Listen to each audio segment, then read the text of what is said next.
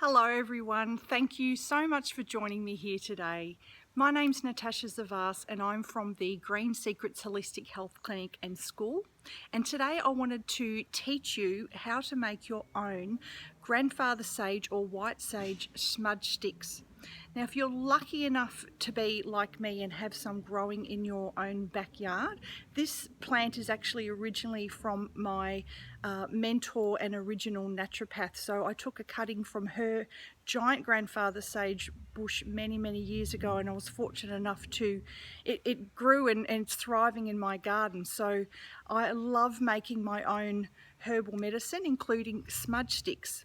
But if you're not fortunate enough to have any in your backyard, when you head off to your local nursery, there's lots of varieties of sage, but you're wanting to look for, the official name is Salvia officinalis, or it might be listed as white sage or grandfather sage.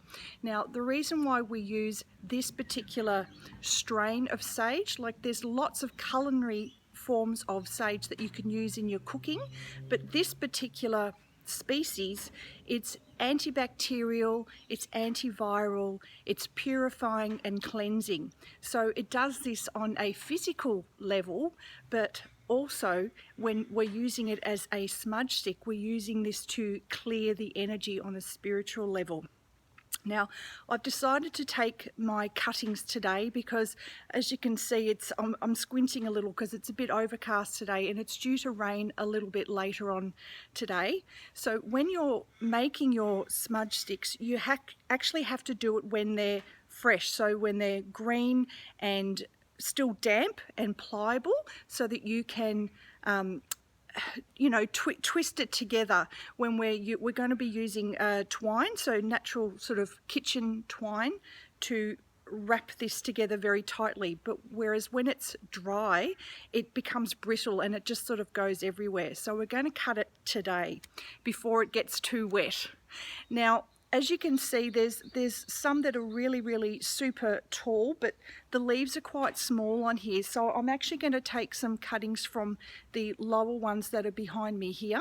So you can either cut them at the length that you want your smudge stick to be, so roughly about, about 15 centimeters long, or what I do, if I do have some super long ones like this, I will cut about a meter length, and then I will divide that up into even lengths. So when I do make the smudge sticks, I normally bunch about 4 or 5 of the stems together.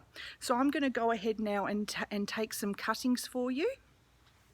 So I might just do this one as an example because this one's close enough in the camera for you to see. So I've just got my garden secateurs here, so I'll just take a cutting. So that's about a meter length there. So I'm going to go ahead and take about 6 stems of this, and then I'll take you on to the next step and show you how to divide that up and start making our smudge sticks. I'll see you soon.